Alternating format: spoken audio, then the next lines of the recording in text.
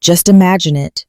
You're standing in the doorway of your old house on Christmas Eve, and it's snowing, and your dad is just chucking your Christmas presents out into the freezing night. He's screaming, "Get out of my house!" while 15 of your relatives just watch. Your perfect golden boy brother starts to slow clap.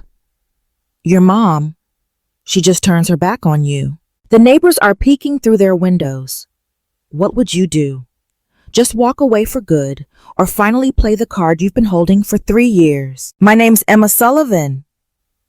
I'm 32 years old, and this is the story of how my worst Christmas Eve ever turned into the most expensive lesson my family ever learned about property law and secret ownership, and about what happens when you treat the landlord like she's a nobody.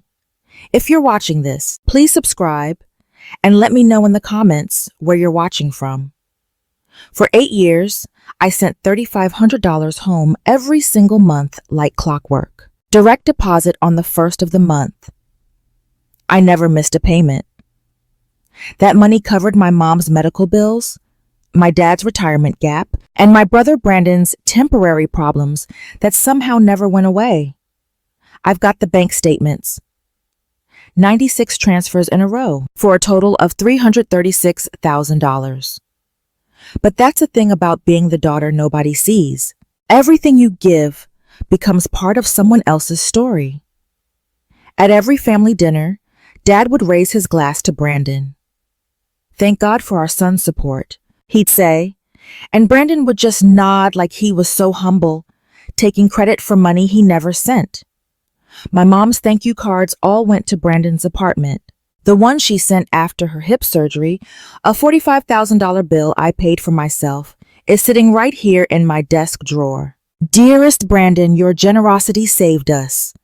I kept every receipt, every cash check, every single wire transfer confirmation. I didn't do it to be spiteful, it was just a habit.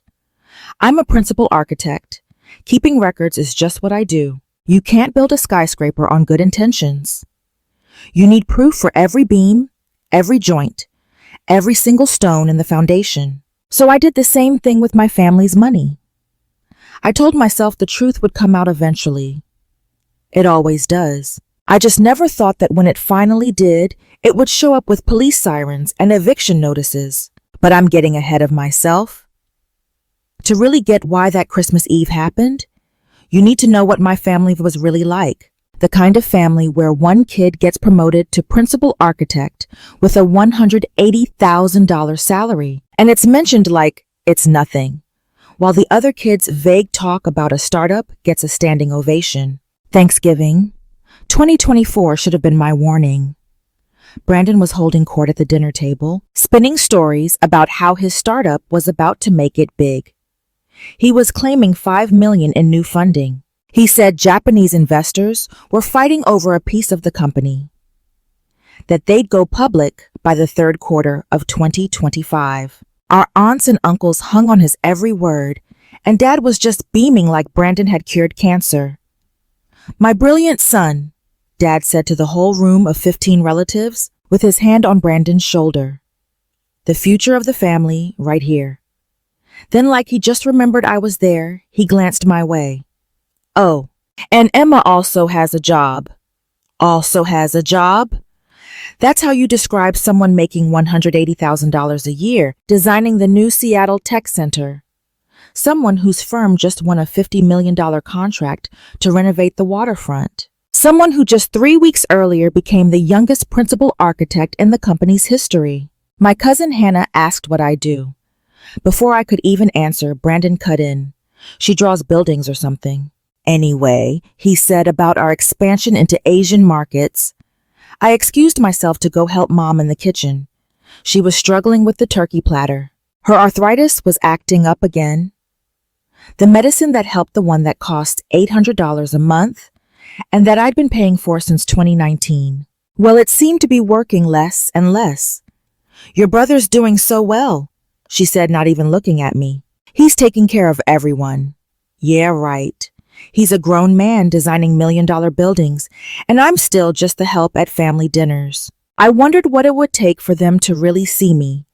In just 17 days, I'd have my answer. and they were going to see a lot more than they bargained for. On December 20th, Brandon called me at work. His voice had that tone, the one that meant he needed money, but was going to pretend it was for the family. Emma, we need to talk about the house situation. The house situation. That's what he called being $500,000 in debt, with 3 investors pulling out and 2 lawsuits against him. His startup, which was supposedly worth millions last month, was bleeding money. I need you to co-sign some paperwork, he said. It's just a formality. We're using Mom and Dad's house as collateral for a bridge loan. Mom and Dad's house. The old Victorian on Maple Avenue. 4 bedrooms, 3 baths, original hardwood floors. Worth $2.8 million in today's market. The house we grew up in. The house Dad lost to the bank in 2021 over a gambling debt he still won't admit to. Send me the documents, I said, knowing exactly what they'd say. The email showed up a minute later. A loan application for $500,000. It needed my signature as the family co-guarantor. The collateral was listed as 47 Maple Avenue, Seattle, Washington. Property owners, Michael and Susan Sullivan. Except Michael and Susan Sullivan hadn't owned that house for 3 years. I opened my safe at the office and pulled out a folder marked Emerald Property LLC. Inside was a deed of sale. It was dated July 15th, 2021. Purchase price $1.4 million. The buyer was Emerald Property LLC. The sole member, Emma Sullivan. The house they wanted to use for a loan had actually been in my name since July of 2021. They just didn't know it yet. Family helps family, Dad always said. He was right. I'd been helping all along, just not in the way they imagined. On December 23rd, the guilt trips got worse. Mama texted me at 6 a.m. Please help your brother, sweetheart. He's the only one looking after us. By noon, I had 17 messages from different family members. Aunt Dorothy called me selfish. Uncle Richard said I was betraying family values. Even my cousin Tyler, who borrowed $5,000 from me in 2020 and never paid it back, lectured me on loyalty. Brandon had been busy. He told everyone I was sitting on a pile of cash while I let the family home get taken away. He painted the perfect picture, the successful sister who just watches as her generous brother loses everything trying to support their aging parents. But what Brandon didn't mention was that the parents he was supporting hadn't seen a cent from him in 5 years. The medical bills, the property taxes, the home repairs, all of it came out of my selfish bank account. That evening, Mom called. 15 people are coming for Christmas Eve dinner tomorrow. Please don't make a scene. Just sign the papers for the sake of the family. Family unity, right. The kind where one person pays the bills and someone else gets the credit. The kind where appearances matter more than the truth. I was sitting in my condo downtown, just staring at this property deed in my hands. Emerald Property LLC. I set it up in 2021 when I figured out Dad's gambling was going to cost them everything. The bank had already foreclosed.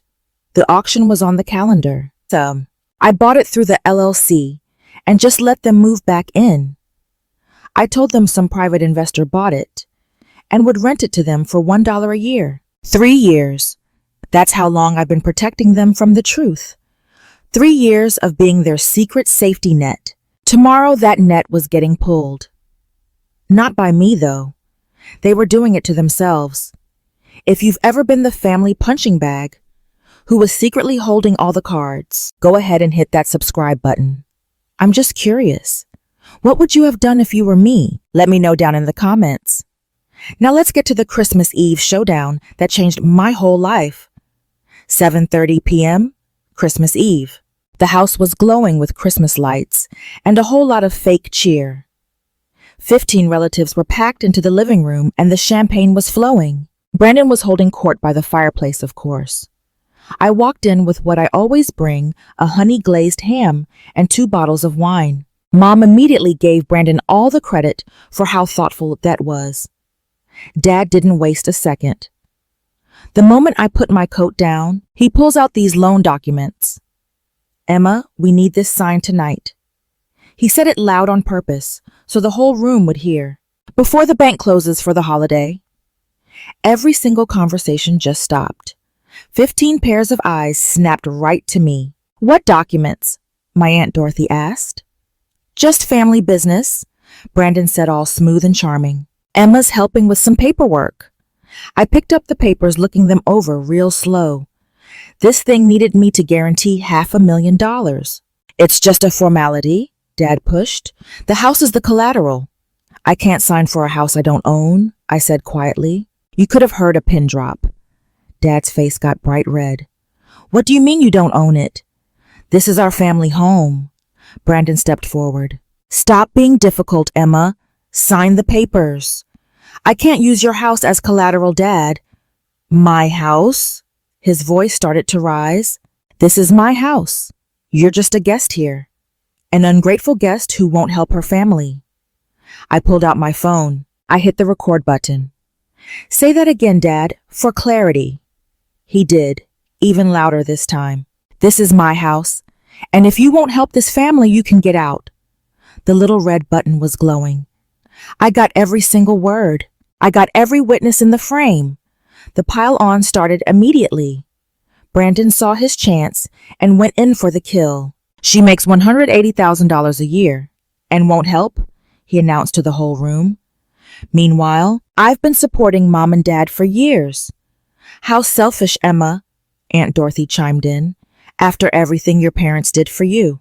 You're a disappointment, Dad said. His voice was pure ice. 28 years of private school's college tuition, and this is how you repay us. Uncle Richard just shook his head. Brandon would never act this way. Then someone whispered, Brandon is a real son. 15 people just staring at me, judging me, waiting for me to break, to sign the papers, and just give in like I always did. Mom was standing over in the corner, totally silent, avoiding my eyes. I just kept recording. My phone caught everything. The nasty looks, the accusations. Brandon's smug smile, while he just soaked in all their approval. 3 years of secretly paying their bills, and this was the thanks I got. The ungrateful daughter, the selfish sister, the family disappointment. Well, Dad demanded, are you going to sign this or not? Not, I said flatly. Brandon just laughed. Of course she's not. Emma only ever thinks about herself. That's rich, I said, keeping my phone recording, coming from the guy who hasn't paid a cent in this house since 2019. Liar, Brandon shouted. I pay for everything. Everything. I kept my voice calm. Name one bill you've paid. Just one. He froze. Mom knows what I contribute. Mom just looked away. I was recording all of it. Every single word. That video was going to be important. This wasn't for revenge. It was evidence. For the police report I was filing in exactly 93 minutes. Dad was the first to move. He grabbed the presents I brought, the nicely wrapped gifts for everyone, and just threw them out the open door into the snow. Get out of my house, he roared. Get out before I call the cops. Brandon started clapping slowly. Finally, Dad grew a spine. The rest of the relatives joined in. 15 people all applauding while I got thrown out. Mom turned to the kitchen. She couldn't watch, but she wouldn't step in either. I stood up slowly. I put my phone in my pocket. The recording was already saved to the cloud. 47 minutes of solid evidence. I picked up my coat, acting calm. Gladly, I said, looking Dad right in the eye. Absolutely. Don't come back, Brandon yelled. Ever. Oh, I'll be back, I said, pulling on my gloves. Just not in the way you think. Walking to the door, I passed the family pictures on the mantel. Brandon's graduation. Brandon's awards. Brandon's everything. There wasn't one photo of me. Not for graduating with top honors, not for my architecture awards, not for anything I'd ever done. I stepped out into the cold Seattle night. Snow started falling on my shoulders as I walked to my car. My gifts were all over the lawn like a bunch of broken promises. From inside the house, I heard them all start laughing. They were celebrating. I pulled out my phone and made 2 calls. The first was to Amanda, my lawyer. Amanda, yeah. It's time. Serve the eviction notice. On Christmas Eve? She asked. That's cold, Emma. They just threw me out and I got it on camera with 15 witnesses. Perfect. That's the 4th violation. I'll call the police now. The second call was easier. I dialed 911. I need to report trespassers at 47 Maple Avenue. I'm the owner of the property and they are refusing to leave. Let me take you back to 2021. Dad had been gambling for years, but that summer it got really bad. Poker games turned into poker debts. The debts put liens on the house. By July, the bank foreclosed on 47 Maple Avenue. I found out from a random credit check.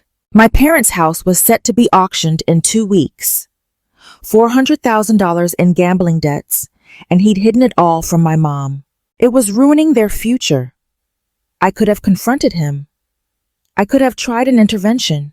Instead, I did what I do best. I handled it quietly. I created a company, Emerald Property LLC, on July 10th, 2021. 5 days later, I went to the foreclosure auction with a cashier's check for $1.4 million. The other bidders were just house flippers trying to make money. I was a daughter trying to protect her parents, even if they never protected me. The deed was signed over to Emerald Property LLC on July 20th. That same day, I had Amanda write up a lease agreement. $1 a year, renewed annually with one very important condition. Break the mutual respect clause and the lease is terminated immediately. No verbal abuse, no lies, no hostile actions. I just told my parents a private investor bought the house and was renting it back to them for next to nothing. Dad never questioned it. His pride wouldn't let him look too close at his good luck. For 3 years, I let them live in my house, and they gave all the credit to Brandon for keeping them afloat. Every property tax bill, every repair, every single insurance payment came from Emerald Property LLC, from me. The deed the LLC documents, the lease agreement, it was all waiting in my safe. Tonight they were finally going to learn the truth. That lease agreement was a legal masterpiece. Amanda insisted on that mutual respect clause after I told her about my family. Emma, you need protection, she'd said. Financial abuse is still abuse. Page 3, Section 7. Violating mutual respect includes stuff like verbal attacks, public humiliation, false accusations, or trashing someone's name. First time, a written warning. Second, a formal notice. Third, a final warning. The 4th strike means immediate termination with a 24-hour notice to get out. I'd already sent 3 warnings, all of them documented perfectly. First one was August 2022, when Dad called me a failure at Mom's birthday party. Email sent, delivery confirmed. 2nd March 2023, when Brandon told my colleagues I was mentally unstable at a work event. I sent that one by certified letter signature, required. The 3rd was Thanksgiving, November 2024, when Dad announced I was a disgrace to the Sullivan name. A process server hand-delivered that notice. Amanda had everything good to go since November. The eviction notice was already signed, just waiting on that 4th violation to activate it. The police liaison was briefed. The locksmith was on call. You're playing a long game, Amanda had told me. I'm not playing, I had replied. I'm just prepared. The video from tonight was going to be Exhibit D, the 4th and final violation. Them throwing me out, calling me ungrateful. The public humiliation in front of 15 witnesses, all of it captured in 4K, with crystal clear audio. The irony was just perfect, Dad screaming, "Get out of my house," when it hadn't actually been his house for 3 years. The law doesn't care what you believe. Property records don't lie. And contracts, especially the ones written by Amanda Smith, are completely bulletproof. A 4th violation means the lease is terminated immediately. Those were their terms, the ones they willingly signed. I just sat there in my Tesla on the snow-covered street, with the heater on, watching the warm glow from the house. Through the windows, I could see them laughing, making toasts, celebrating kicking me out. Mrs. Mitchell from next door was walking her dog. She stopped when she saw me. "Emma, why are you out here, dear?" "It's Christmas Eve." "Just a family disagreement," I said, keeping it simple. She looked at the gifts scattered in the snow, and her face got hard. "Michael did this." I just nodded. "That man," she said, shaking her head. "After everything you've done for them? I know it's you paying their bills, dear." The mailman talks. Inside, I could hear Brandon's voice booming. Another toast to himself, I'm sure. Another story about his so-called success, all funded by my money. "Don't ever come back," Brandon had shouted from the doorway, making sure the whole neighborhood could hear. "You can't come back here." "She was never welcome," Dad chimed in. "We should have thrown her out a long time ago." I started the car and just drove off. I could see Mrs. Mitchell in my rear view, snapping pictures of the gifts all over the snow. It's funny how evidence just piles up when you're not the one in the wrong. At 9:15 p.m., I pulled into a Starbucks and dialed 911. 911! What's your emergency? "Yeah, I need to report trespassers at 47 Maple Avenue. I own the place. There are about 15 people there who won't leave. They got a legal eviction notice and everything. Are you in any danger right now?" "No, I'm not there. I left to be safe, but they're still at my house having a party. And I've got video of them wrecking my stuff and threatening me." "Okay, we're sending a unit right now. Can you meet the officers there? I'll be there in 20 minutes. Meanwhile, back at 47 Maple Avenue, the party was still going strong. Brandon had popped open the champagne I brought. It was a $200 bottle I was saving for something special. Well, I guess this counted. "Finally free of that weight," Dad announced, lifting his glass. 28 years of disappointment gone just like that. "She'll come crawling back," Aunt Dorothy said. "They always do." "Not this time," Brandon said, all cocky. "I made sure everyone knows who she really is. Selfish, greedy, heartless." Mom was just standing by the window looking out at the snow. She hadn't moved for like 10 minutes. Didn't even touch her champagne. She wasn't celebrating with them. "Dorothy, come make a toast," Dad called out. "I'm just watching for carolers," she said real quiet. But she wasn't looking for carolers. She was watching the street. Maybe she was wondering if I was still out there in the cold, or maybe she knew something they didn't. "You know what the best part is?" Brandon laughed. "She really thought she was so important, like we actually needed her." "We never needed her," Dad agreed. "I'm the one who built this family. I bought this house. I gave you all everything." The lies just rolled off their tongues. They'd lived in my house for 3 years, and they'd completely rewritten history. Now Dad was the provider, Brandon was the supportive one, and I was the ungrateful leech. They were partying in my house, drinking my champagne, toasting the fact they kicked me out of the very place I saved from them. At 9:43 p.m., red and blue lights started flashing on the snow outside. Mom was the first to see them. "Michael," she said, her voice sounding weird, "the cops are here." Dad just smiled. "Good, miss," he said. "They must have found her. Probably picked her up for harassment." The doorbell rang at exactly 9:47 p.m. Dad walked to the door like a guy who was about to watch his enemy go down. He ripped it open with a smug smile on his face. "Officers, thank God. My daughter, she's been harassing us." "Mr. Sullivan," the lead cop cut in. Her badge said Detective Rachel Anderson. "Mr. Michael Sullivan." "Yeah, that's me. Did you get her?" "Sir, we're here about people illegally living on this property." Dad's smile faded. "Illegal? What are you talking about?" "We have an eviction notice for this address. The owner reported trespassers." "There has to be a mistake," Dad said with a nervous laugh. "I own this house. I've owned it for 30 years. Detective Anderson looked at her tablet. According to the county, this property belongs to Emerald Property LLC. It has been since July 2021. All the color just left Dad's face. Behind him, the whole party went quiet. 15 people were all leaning in to hear. That's impossible. Check it again. Sir, we've already verified the records. The owner is Miss Emma Sullivan, and she's provided proof of lease violations. She wants you evicted immediately. Brandon shoved past Dad. This is a lie. She's making this up. Detective Anderson didn't flinch. Sir, I need everyone to step outside while we go over the documents. We're not going anywhere, Dad yelled back. This is my house.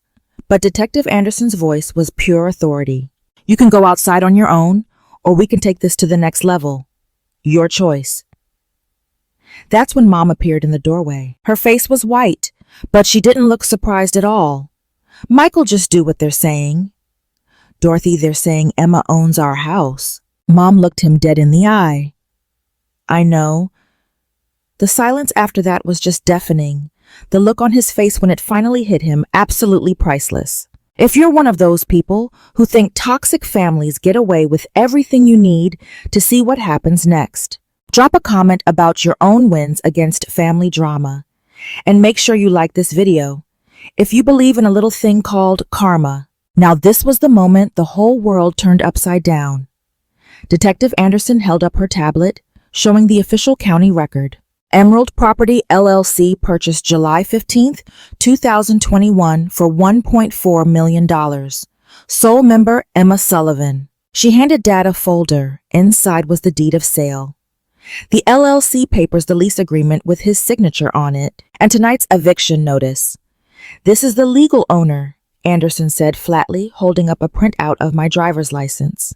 The 15-party guests were all crowded behind Dad, phones out recording everything. The Sullivan family Christmas meltdown was going viral in real time.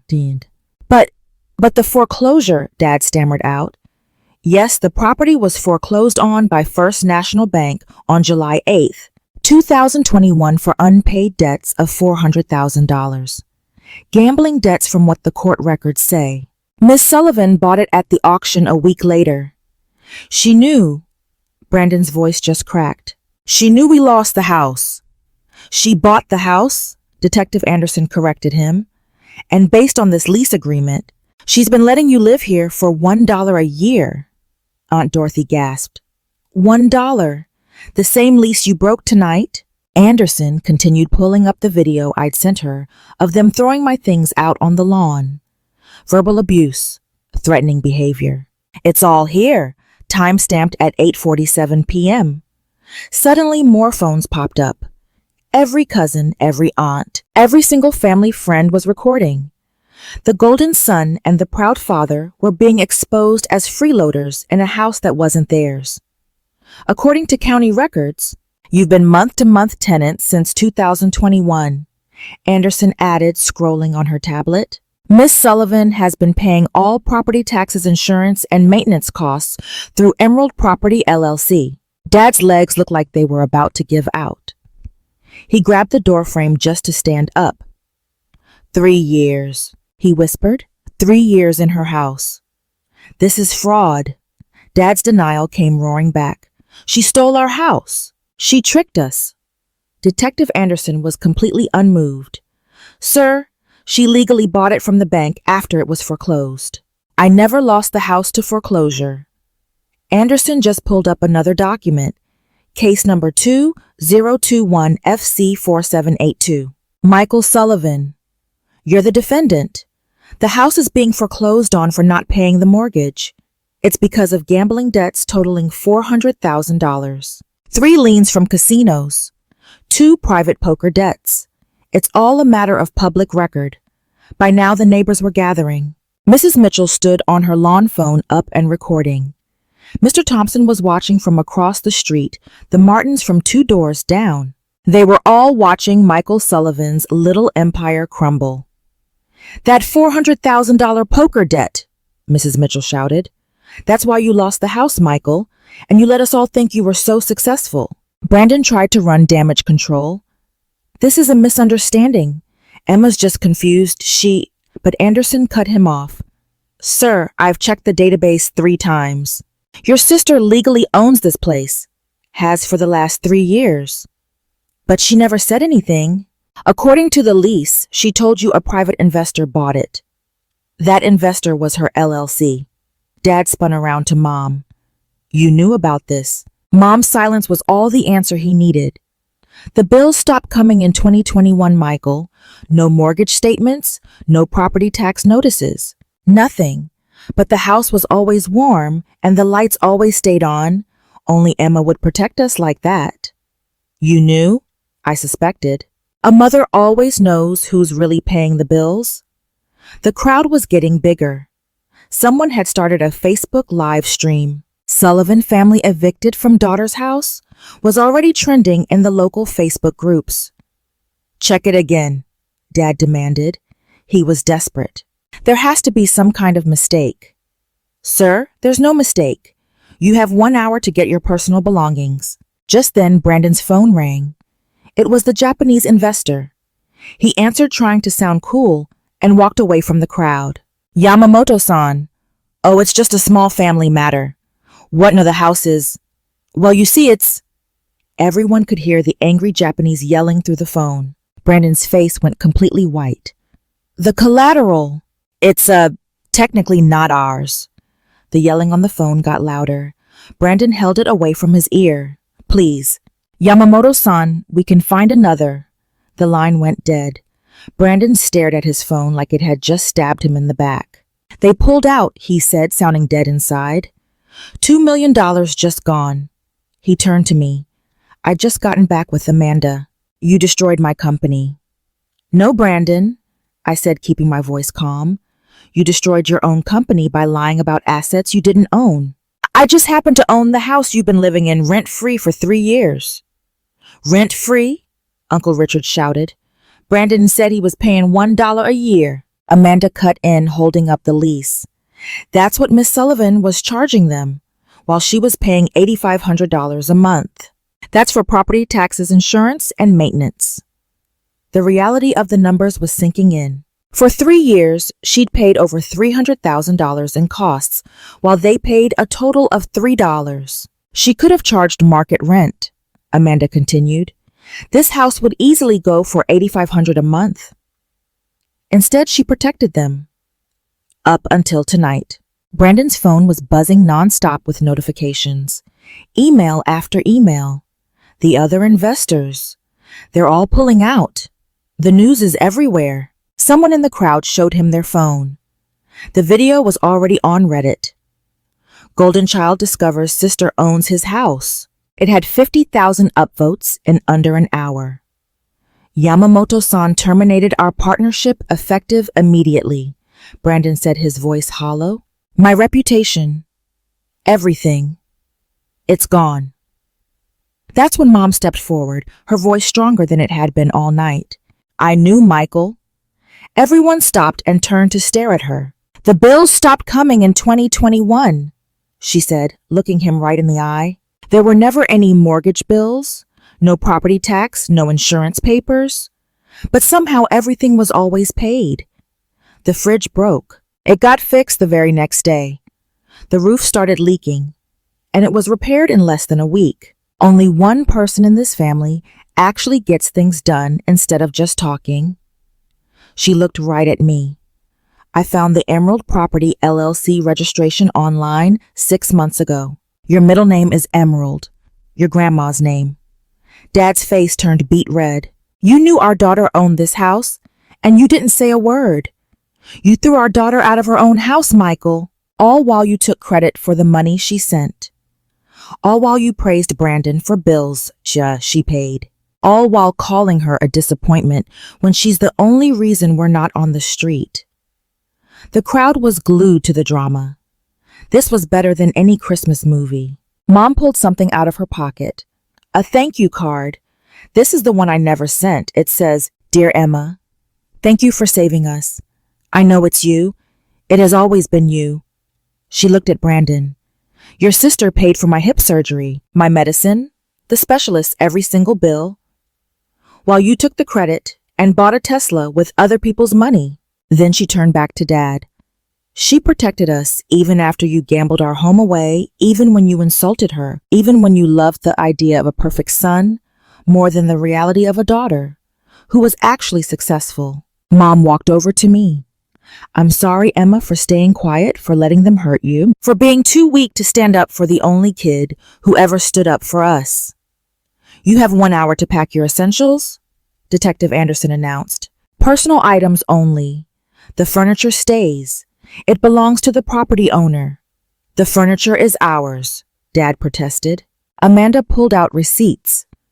Actually, all the furniture was bought by Emerald Property LLC in 2021, right after the foreclosure. Miss Sullivan furnished this whole house. You've been using her furniture, her appliances, everything. The crowd had grown to about 30 people. Someone had started an Instagram live. The caption was Millionaire Architect Evicts Her Toxic Family. The views climbed. 10,000, 50,000, 100,000. Mrs. Mitchell yelled out, Michael, is this why you've been acting so high and mighty? Living in your daughter's house while calling her a failure. The family members who were just celebrating me getting kicked out were now trying to sneak to their cars. Aunt Dorothy tried to slip away. Dorothy, I yelled, weren't you just calling me selfish? She froze and her face got bright red. The phone cameras all turned to her. Uncle Richard was already at his car. Cousin Tyler was just gone. The 15 people who watched me get humiliated were now running away from their own embarrassment. Officers, Amanda said, we need to make sure nothing is taken that belongs to the property. I have an inventory. Detective Anderson just nodded. We'll supervise the packing. Dad stood in his doorway, my doorway looking totally broken. 3 years of living on his daughter's dime while bragging about his success. 3 years of praising his son for the money his daughter was sending. 3 years of lies all came crashing down in 15 minutes. The Facebook Live comments were brutal. Imagine being that ungrateful. The daughter is a saint. The golden child got what he deserved. Dad's a gambling loser living off his daughter.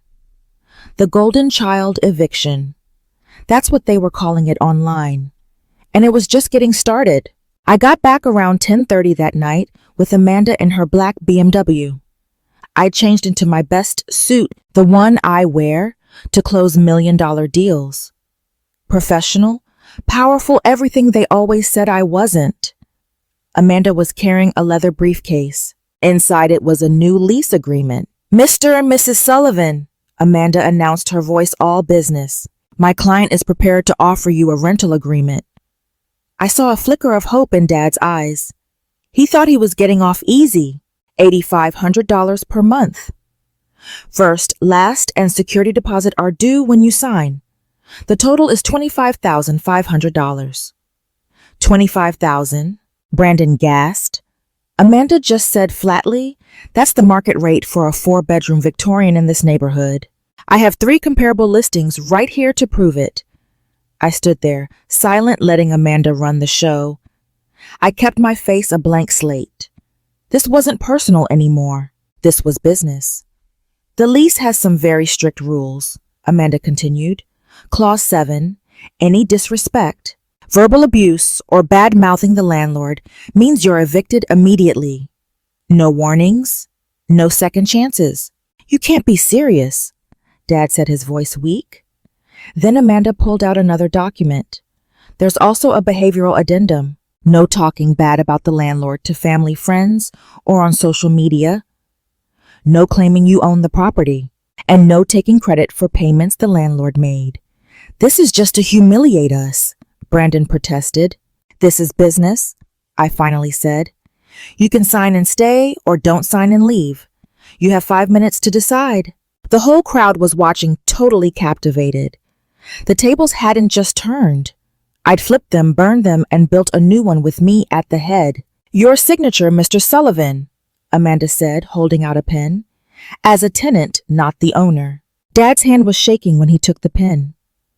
3 years of his pride just gone with one signature. But it was either sign or be homeless.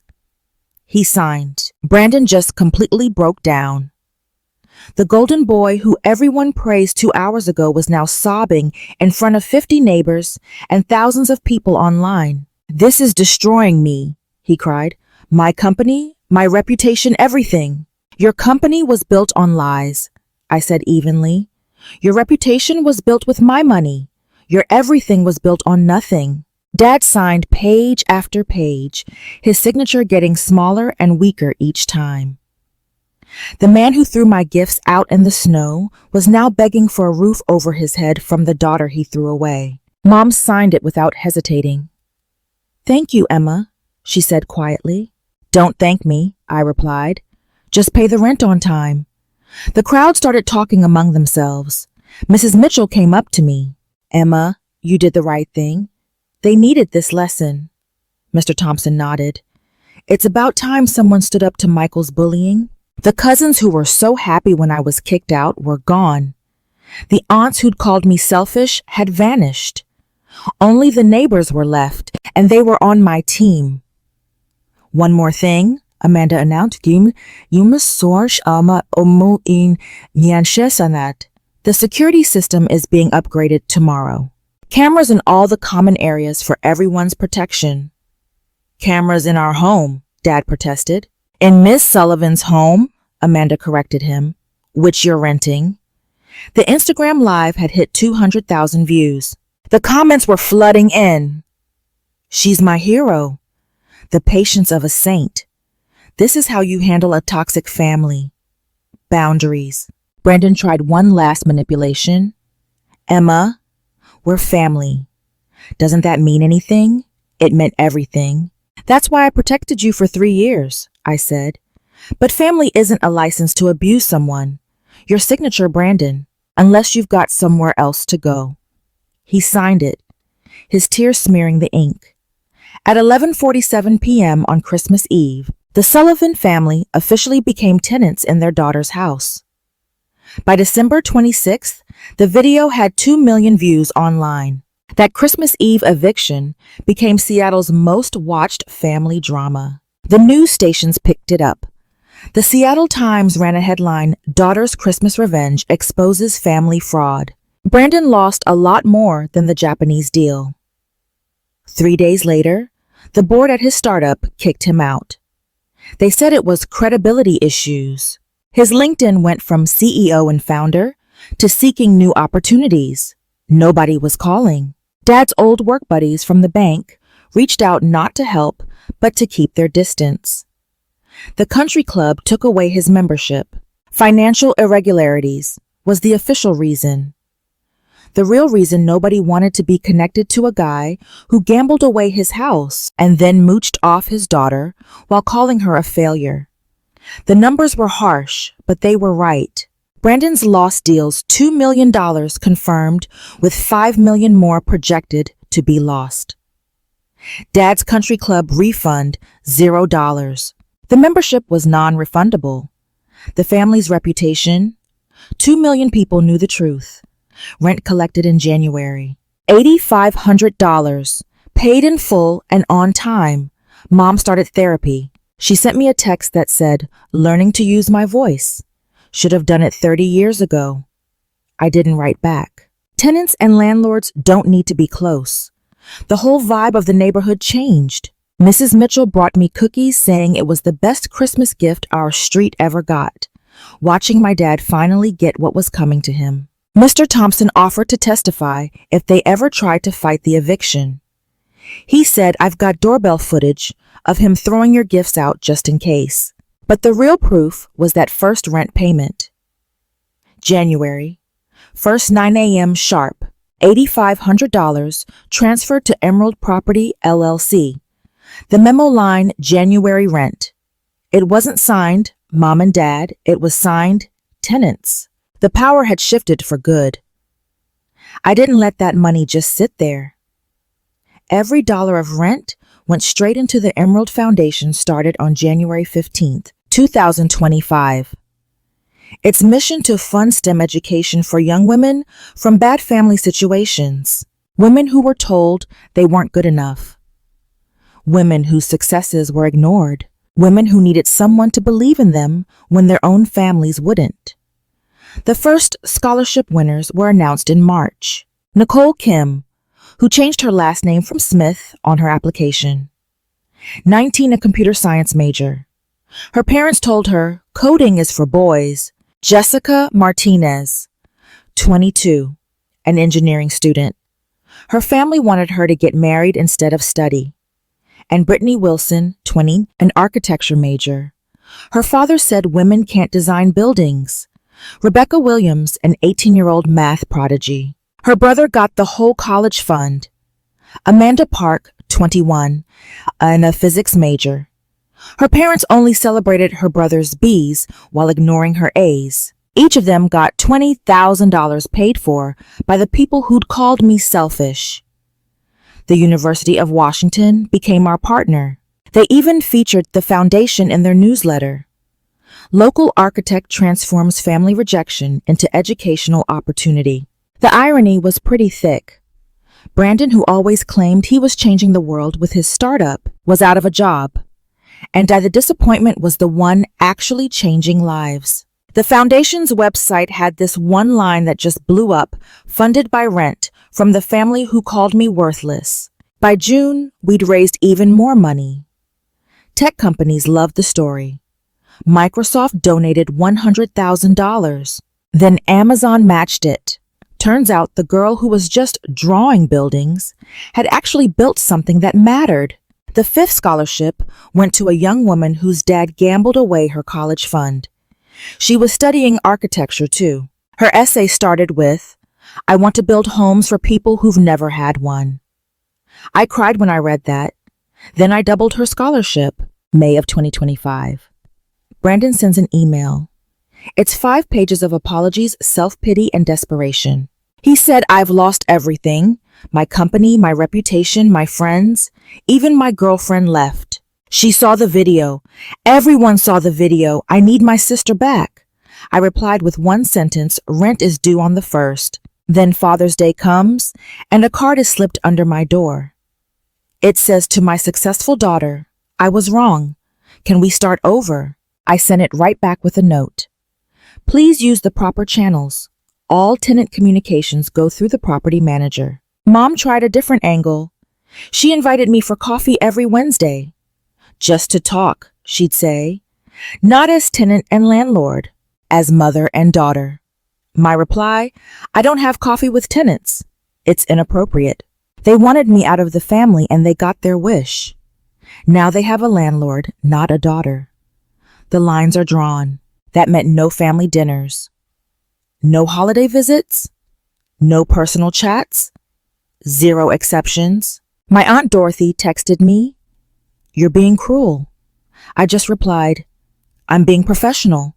They wanted me gone. I'm gone." Then the whole family tried an intervention. 15 of them signed a letter asking me to just forgive and forget. I had Amanda reply for me. Miss Sullivan maintains a professional relationship with all her tenants. Personal matters are not part of this business arrangement. Oh, and Brandon finally got a job as a Starbucks barista. The golden child, who was going to revolutionize marketing, was now making lattes for $15 an hour. His LinkedIn profile went from over 500 connections down to 47. Dad had to get a job too, a greeter at Walmart. The big shot banking executive who threw me out on Christmas Eve now has to say welcome to Walmart just to get by. We're just tenants and a landlord. I'd remind them whenever they tried to share their struggles. I was being professional and distant. Exactly what they made me. Now, 11 months later, I'm in my downtown condo, checking November's rent. On time as always. They learned real quick that late payments come with late fees. That Christmas Eve eviction changed absolutely everything. It wasn't just for them, it was for me. I went from a doormat to someone with boundaries. From the invisible daughter to a success they couldn't ignore. I went from being the family scapegoat to the family's landlord. That house on Maple Avenue is proof of how everything changed. What used to be my prison is now my property. What used to be their castle is now their rental. I don't regret the eviction one bit. I don't regret exposing them. And I definitely don't regret the boundaries. Some people might call me cold. I just think I'm being clear. The family is just different now, forever. There's no warmth, no connection, no relationship, but there's also no abuse, no more gaslighting, no one stealing credit for my work. It's a fair trade, I think. I found my real family somewhere else. Amanda, she's more than just my lawyer now. She became a real friend. Mrs. Mitchell, who has me over for Sunday dinners, where I'm actually celebrated, not just put up with. My coworkers who saw my worth long before my family ever did. The scholarship winners who send me updates about their grades, their dreams, and how they're fighting to never be invisible again. Blood makes you related. Loyalty is what makes you family. The people who threw me out in the snow weren't my family. They were just relatives who lived in my house. The Emerald Foundation keeps growing. We've funded 20 women so far. Every one of them is a reminder of why boundaries are so important. You can't pour from an empty cup. You can't help other people when you're being drained by the ones who are supposed to have your back. This Christmas Eve, a year later, I'm going to host dinner for the scholarship winners. Women who were told their whole lives they weren't enough. We're celebrating with someone who proved that being enough was never the point. The real point was whether the people judging you were worth impressing in the first place. They weren't. So here's my advice. I learned a lot from 3 years of secret ownership and one night of the big reveal. Document everything, every payment, every insult, every single thing you did that they ignored. Not for revenge, but to protect yourself. My bank statements from 8 years ago saved me. The video from Christmas Eve proved I wasn't crazy. The property deed gave me power. Your worth isn't decided by what your family thinks of you. I made $180,000 a year. I designed buildings that'll stand for centuries, and I still wasn't enough for them. But you know what? Their opinion stopped mattering the second I realized I was the one keeping them afloat. Sometimes the best gift you can give is distance. They wanted me gone. I gave them exactly that. Now they have a professional landlord instead of a daughter they could treat like dirt. Everybody got what they asked for. Set boundaries, like your life depends on it, because it really does. The mutual respect rule in their lease wasn't cruel. It was necessary. Respect isn't optional. It's the bare minimum for any relationship, family or not.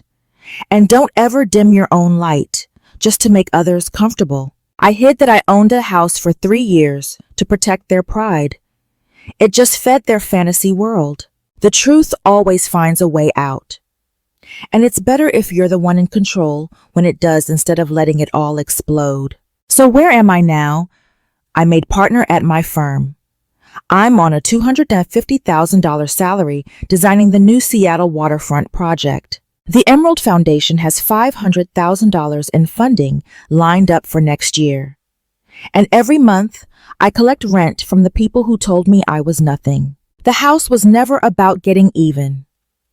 It was about finally choosing myself, about stopping the cycle of giving to people who only knew how to take. It was about proving that the family disappointment was actually the family's foundation. They wanted me out of their house. Turns out it was never theirs to begin with. Sometimes the best Christmas gift you can give yourself is freedom. And sometimes that freedom shows up with an eviction notice.